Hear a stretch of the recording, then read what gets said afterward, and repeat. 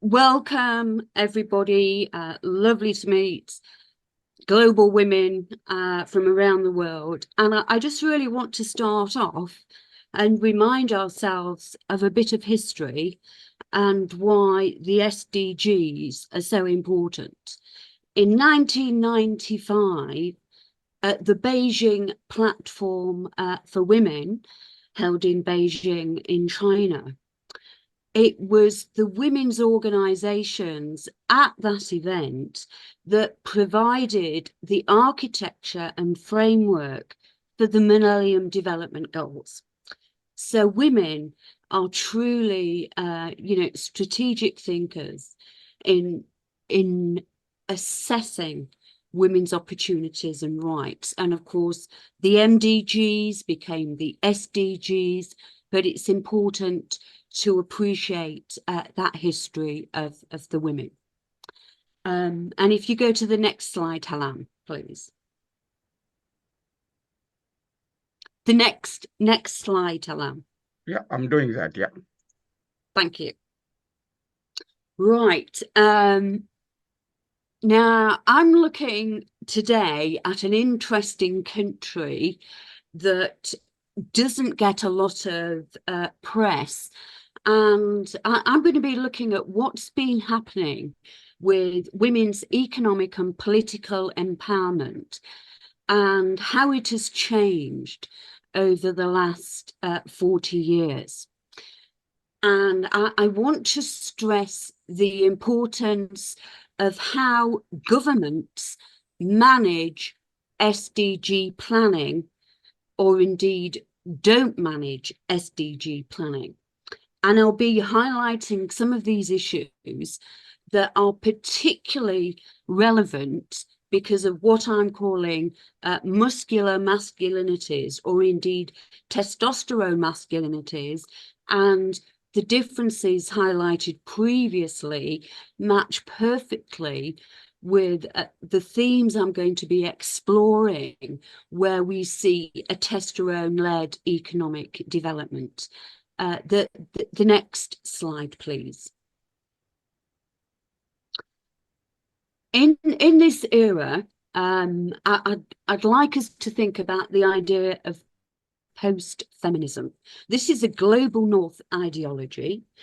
It promoted the idea that feminism was passé, equality had been achieved. We had girl power with the Spice Girls, and we had men's magazines and lots of joining of men and women in relishing, and certainly in the global north, the fact that women were going to university, they were getting jobs, and there was perceived to be a lot of opportunities and a lot of women getting involved in many leadership roles and in many different scientific roles. And I'll go on to show how there is very much a spatial mapping of the STEM qualifications. But the next slide, the idea of testosterone muscular ideology is taking us back to ideas about women have got specific skills, they're more nurturing, they've got more caring qualities, like Professor Lamia was saying, and that, you know, women should focus on their womanly mission, their housework activities, because that is the way in which an economic system can develop. Men can be the breadwinners and women can be the homemakers.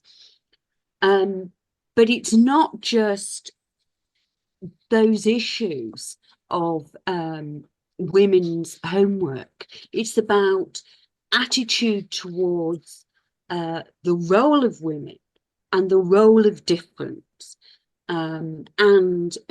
we've had only this week, sexual harassment has been decriminalized in Ghana. Sexual harassment was decriminalized in Russia as well. And gay identities are allowed in many countries round the world.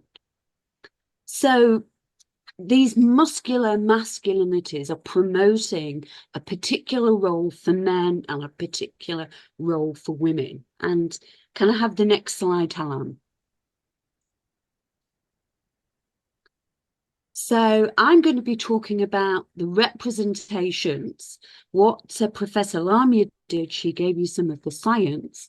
I'm going to be presenting ideas of how women's bodies are represented, women's ideas are represented. And this wonderful artwork here highlights how women have to navigate their bodies and their identities, especially in the economic sphere. And that is a case for many, many countries. And if we go to the next slide, when we're thinking about the Middle East, discourses of empowerment focus on women's dress and their attire and make assumptions that Islamic dress is disempowering. Well, of course, it isn't.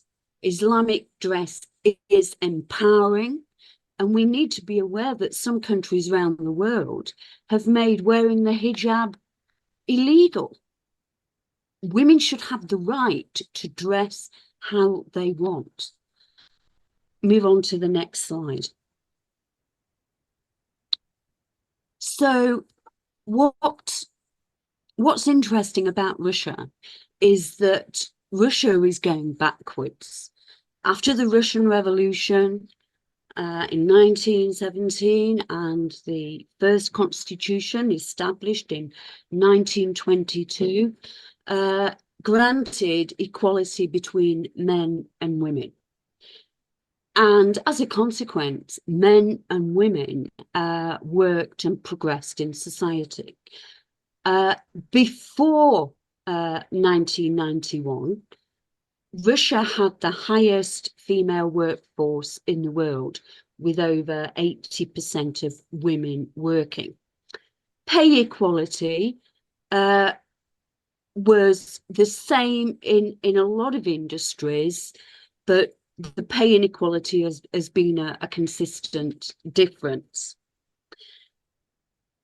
Significantly, Russia had the highest number of women in politics than any other country in the world in 1989. So in the Duma, it had 39% of women were in political roles, women leadership roles. And what we've seen under Putin since 1999, women have been politically disempowered and they've been removed from the political sphere. And what is interesting, the equality was given because there was state level support for women's nursery places. So men and women as a family could rely on state support for childcare, which is one of the most difficult things for families to manage. Again, the economic empowerment of women was demonstrated by the fact that there were many scientists, mathematicians, engineers, and women are still today highly educated. And in the education empowerment score, they, regularly score #1 because a large number of men and women are still educated, and women are still getting educated in the STEM figures. If we move to the next slide. But in the era of post-marketization, in the neoliberal era, the era when we've got post-feminism in the global north, lots of feminist activity going on everywhere in the global south. But in Russia, it was being challenged and it was being, marginalized. Women straight away were the first people to lose their jobs and to have their pay cuts in the marketization era. Women were removed from political office.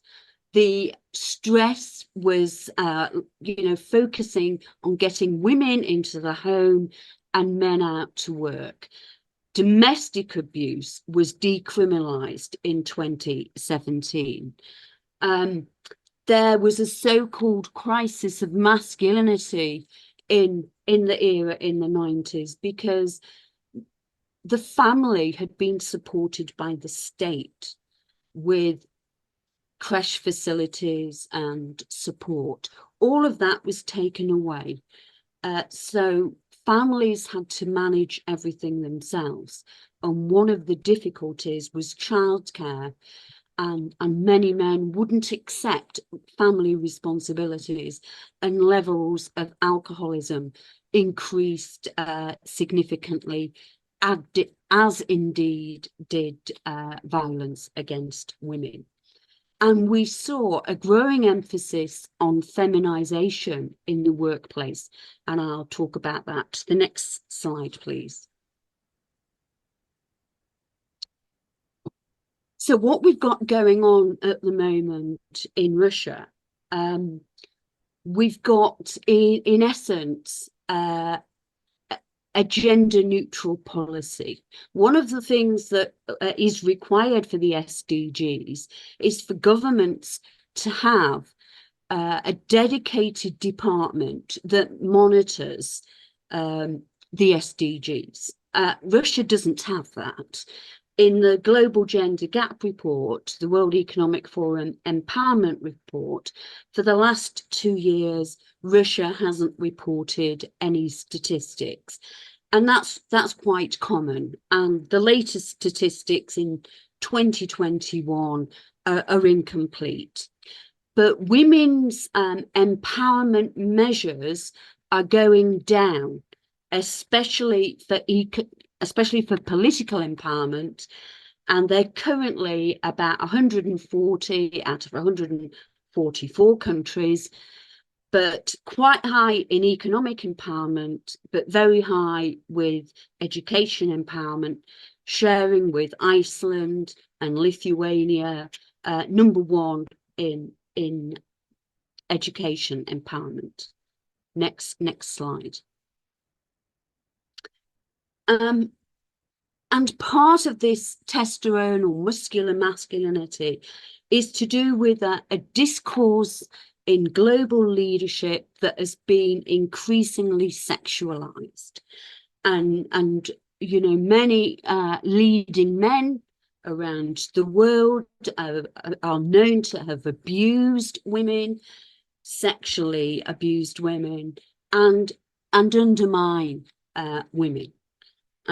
President Trump says, I wouldn't say I'm a feminist. I mean, I think that goes too far.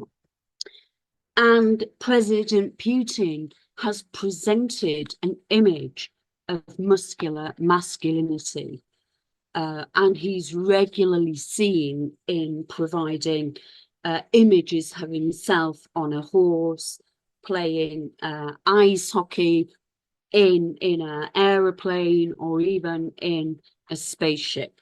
The next slide, please. There's been a great resistance towards the women's movement in Russia. The Pussy Riot group, which has tried to advocate women's rights, Putin said they have personality disorders, and Putin criticizes any public protesters as gay, and of course we all are aware of his implication of the killing of his opponent, Navalny. The next slide, please. An interesting statistic in terms of how can women get support and how can women get empowered. Well, women's organizations and NGOs dedicated to women's issues have been systematically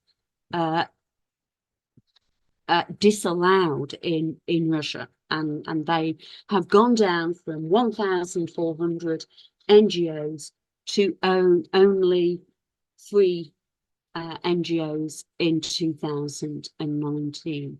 So this, what is called this slivky culture, represents the leadership of men, their natural leadership of men, the skills of men to lead and take charge. And this has been purposely engineered by Putin himself and the leadership team he has around him. The next slide, please.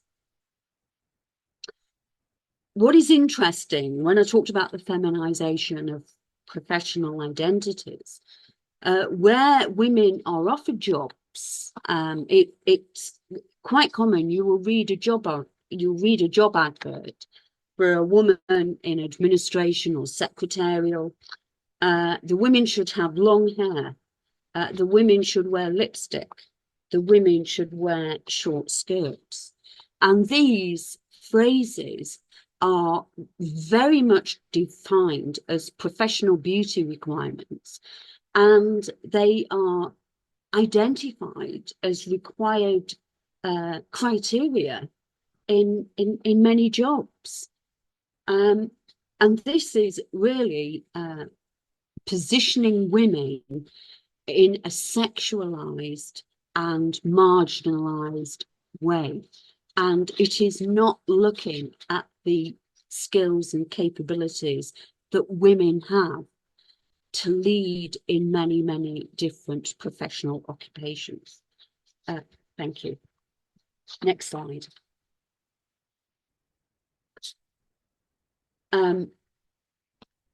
Putin says feminism is a crooked chick truth. It's leading people's thinking astray. As the foreign minister said at the last Olympic Games, the Winter Olympic Games, there are no gays in Sochi. Moscow University held a seminar series, What is Dangerous About Feminism? And as we know, protesters are routinely harassed or imprisoned if they try and challenge the Putin testosterone regime. The next slide, please. So what Putin is doing, he is working with a global discourse that still exists in the global north, that, you know, feminism has created many opportunities and many rights and freedoms for women. And Russia is neatly following that. But these ideas, this resistance to feminism, is also being seen by leading political leaders like Trump and like our own politicians in England. And the Putin-style system is not being challenged sufficiently by the World Bank, by the United Nations, by NATO. So while we would see Russia is doing really well in terms of women working, they are not working in leading roles. They are working at lower level roles, and they're paid less than men, about 70% of a man's wage. according to the World Economic Forum, their 2021 report. The Women's SDG framework is not being monitored, and Putin has said we will monitor SDGs within our existing systems, and we will manage how we feel it is appropriate. So there is resistance, there is commitment to change, but it's having to go underground, because any dissent, could put you in prison. And we're seeing a country is playing around with SDG global governance. And one of the problems for the Millennium Development Goals was the monitoring. Who is in charge of the monitoring? Who is going to say to Russia, look, we're all together, we're all working at trying to achieve these goals? So within the global governance of the SDGs, there is a weakness, because Russia is not going to change its approach. Another country, interestingly, when we look at the rising powers of Brazil, Russia, India, and China, both Russia and China do not have governance systems to monitor specifically SDG progress. And so a muscular masculinity, a testosterone masculinity, is dominant in a Russian economy, and it is positioning women in roles that are lesser than leadership roles, and it's promoting them as women and as home workers. So a great deal of work needs to be done to challenge stereotypes, to challenge the capabilities and stress the capabilities and skills of women. The issue in Russia is women are educated. Women have got lots of skills and qualifications, but they're not being used. And the existing governance in Russia is allowing that to happen. But crucially, it is the Duma and the limited role of women in government that has enabled the exclusion of women from the decision-making processes. Thank you very much. Welcome any questions.